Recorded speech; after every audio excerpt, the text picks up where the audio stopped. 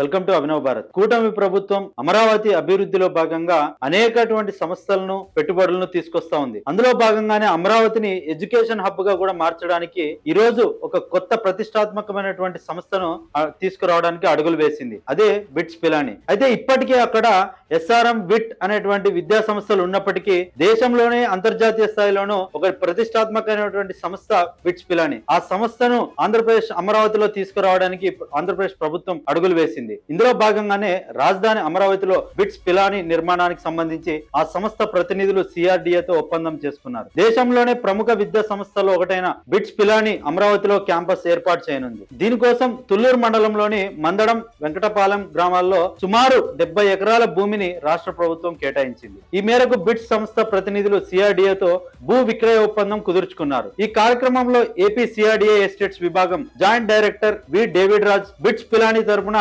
అధికృతి ప్రతినిధిగా deputy registrar BVSN మూర్తి పాల్గొన్నారు. Mandadam sub registrar CH Rambabu సమక్షంలో ఈ ఒప్పందం జరిగింది. బిట్స్ నిర్మాణ పనులు మొదలైతే అమరావతి ప్రాంతం ఉన్నత విద్యకు కేంద్రంగా మారే క్రమంలో ఈ యొక్క బిట్స్ పిలాని అనేటువంటిది ముందడుగు పడినట్లు అవుతుంది. బిట్స్ అమరావతి క్యాంపస్ ను 3 దశలుగా అభివృద్ధి చేయనున్నట్లు ఆ సంస్థ ప్రతినిధులు పేర్కొన్నారు. మొదటి దశలోనే సుమారు 1000 కోట్ల పెట్టుబడులతో పనులు ప్రారంభించనున్నారు. 2027 నుంచి అమరావతి క్యాంపస్ లో విద్యార్థులకు ప్రవేశాలు లభించేలా నిర్మాణ పనులు వేగంగా పూర్తి చేస్తామని చెప్పారు. బిట్స్ పిలాని సంస్థకు ప్రస్తుతం భారతదేశంలో మరియు విదేశాల్లో కలిపి మొత్తం 4 ప్రధాన క్యాంపస్లు ఉన్నాయి. అమరావతిలో రాబోయేది 5వ క్యాంపస్ అవుతుంది. క్యాంపస్ అందుబాటులోకి వస్తే అది బిట్స్ పిలాని గ్రూప్ లో 5వ పూర్తి స్థాయి క్యాంపస్ అవుతుంది. ఇప్పటికే ఈ బిట్స్ పిలాని క్యాంపస్ రాజస్థాన్ లోను, దుబాయ్ లోను, గోవా మరియు తెలంగాణ ఈ 4 ప్రదేశాల్లో ఆల్రెడీ ఉంది. అయితే ఇప్పుడు అమరావతిలో వస్తే ఇది 5వ క్యాంపస్ గా నిర్మాణం అవుతుంది. అయితే ఈ బిట్స్ పిలాని యొక్క ప్రత్యేకతలు, అమరావతిలో వస్తున్నటువంటి ఏదైతే ఈ బిట్స్ పిలాని క్యాంపస్ ఉందో దీని యొక్క ప్రత్యేకతలు చూసుకుంటే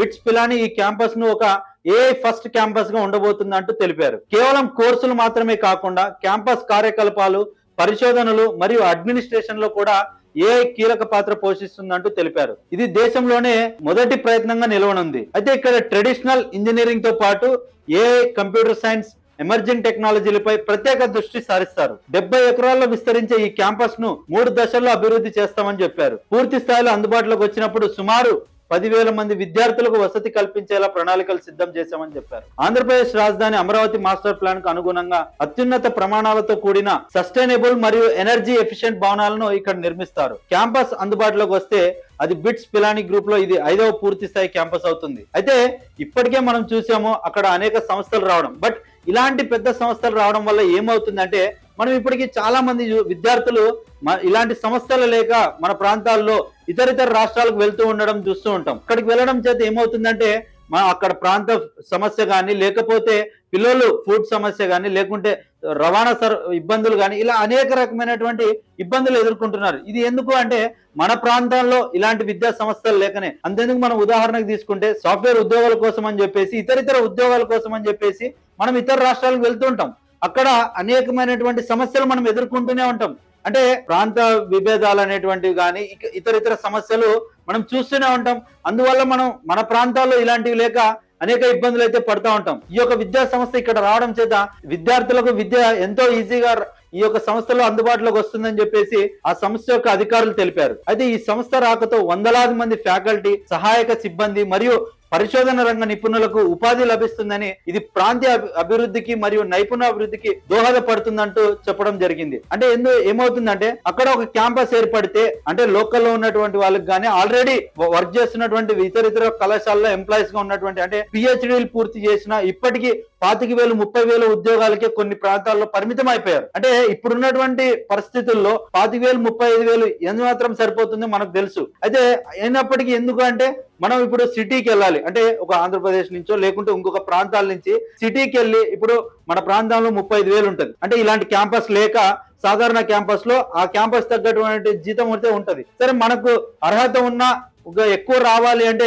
వేరే చోటుకి వెళ్ళడం వల్ల ఏమవుతుంది, అక్కడికి వెళ్ళినా అక్కడికి వచ్చే దాంతో మన రాష్ట్రంలో ఉంటున్నటువంటి ఖర్చులను చూసుకుంటే కూడా సేమ్ అవుతుంది.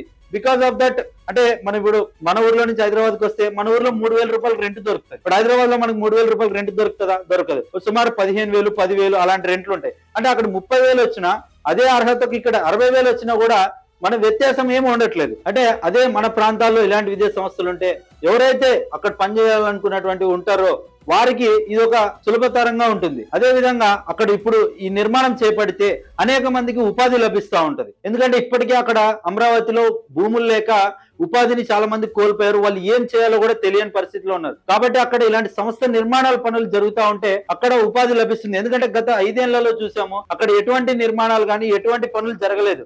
ఆ కాలంలో వాళ్ళ భూమి అంటే ఆల్రెడీ సగం అప్పుడు 2014-19 సమయాల్లో ఆల్రెడీ ఆ భూమిని కొంత వాడటం జరిగింది. అయితే అది ఏమైంది, ఆ కొంత వాడటం తర్వాత అది ఎటువంటి అంటే వాళ్ళు మళ్ళీ ఏదైనా పండించుకోవాలన్నా మిగతా భూమిలో ఏదైనా వ్యవసాయం చేయాలన్నా అది నిరుపయోగంగా ఉంది. అప్పుడు వారు ఉపాధికి ఇంకొక చోటుకి వెళ్లాల్సిన పరిస్థితి కూడా ఏర్పడింది. ఇప్పుడు ఆంధ్రప్రదేశ్ లోనే అమరావతిలో అలాంటి నిర్మాణాలు చేపట్టడం వల్ల అక్కడ ఉన్నటువంటి రైతులకు కానీ లేకుంటే అక్కడ ఉన్నటువంటి విద్యార్థులకు కానీ ఇలా అందరికీ కూడా ఉపాధి లభిస్తా ఉంది అని చెప్పేసి తెలుపుతా ఉన్నారు. అయితే బిట్స్ పిలాని వంటి దిగ్గజ సంస్థ రాకతో అమరావతి ప్రాంతంలో గణనీయమైన మార్పులు రానున్నాయి. నిర్మాణ రంగం నుంచి విద్యారంగం వరకు వేలాది మందికి ప్రత్యక్షంగా పరోక్షంగా ఉపాధి లభించనుంది. ఎందుకంటే మనం సాధారణమైనటువంటి కాలేజీల్లో నైపుణ్యమైనటువంటి విద్య మనకు అందుబాటులోకి రాదు. ఇలాంటి ప్రతిష్టాత్మకమైనటువంటి విద్యా సంస్థలు వస్తే టెక్నాలజీ పరంగా కానీ విద్యలో కానీ విద్యార్థులకు మంచి విద్య అందే ఛాన్సెస్ ఉంటుంది. ఎందుకంటే మనం సాధారణంగా చూస్తూనే ఉంటాం అక్కడే చదివినటువంటి విద్యార్థులు కూడా అక్కడే పనిచేస్తున్నటువంటి క్యాంపస్లు చాలానే చూసాం. అంటే ఇప్పుడు బీటెక్ ఎంటెక్ అయిపోయిన వాళ్ళు మళ్ళీ అక్కడే బీటెక్ చదివేటువంటి వాళ్ళకి క్లాసెస్ చెప్తా ఉంటారు. సో తద్వారా వారికి కొంచెం విద్యాపరంలో కానీ లేకుంటే టెక్నాలజీ ప్రాక్టికల్ నాలెడ్జ్ లో కొంచెం విద్యార్థులకు అనుకున్న రీతిలో విద్య అందడం లేదనేటువంటి ఒక ఆరోపణలు చేస్తూ ఇలాంటి ప్రతిష్టాత్మకమైనటువంటి సంస్థలు రావడం వల్ల విద్యార్థులకు మంచి విద్య అంటే కాలానికి అనుగుణంగా ఉన్నటువంటి టెక్నాలజీకి అనుసంధానంతో విద్యను అందించే ఛాన్స్ ఉంటుందని చెప్పేసి తెలపడం జరిగింది. అమరావతిలో బిట్స్ పిలాని ఉనికి వల్ల ఈ ప్రాంతంలోని ఉన్నత విద్యా వ్యవస్థ గణనీయంగా మెరుగుపడుతుందంటూ చెప్పారు. ఇది దేశ విదేశాల నుంచి విద్యార్థులను పరిశోధకులను మరియు ఆవిష్కరణను ఆకర్షించడమే కాకుండా రాజధాని ప్రాంతం ఒక నాలెడ్జ్ హబ్ గా మారడానికి తోడ్పడుతుందంటూ తెలిపారు. ఈ యొక్క విద్యా సంస్థపై అమరావతిలో వస్తున్నటువంటి ఈ విద్యా సంస్థపై మీ అభిప్రాయాన్ని కామెంట్ రూపంలో తెలియజేయండి. Thank you.